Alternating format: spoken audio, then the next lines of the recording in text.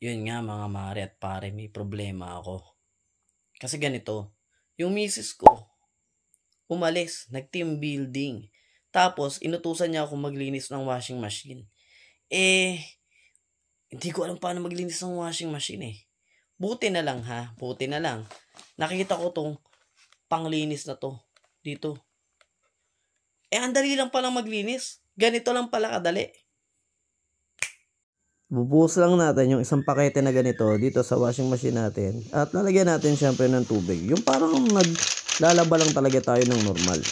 Tapos papaikutin lang natin ng konti. Siguro around 5 minutes tong washing machine natin. Para malusaw talaga siya. Pagkatapos nun, papatayin lang natin yung ating washing machine. Pagkatapos ng 5 minutes, tapos hintayin natin siya na mababad. Tapos yun na. Patutuloy na lang natin, di ba? Napaka-basic, para ka lang nagbabanlaw. Hindi naman pala ganun kahirap. Napaka-basic lang. So, sa isang ganito, 3 pa yung makukuha nyo, di ba? Ang sulit at matagal nyo na ito magagamit. Kaya kung kasi yung mga maret pare, check out ko na to.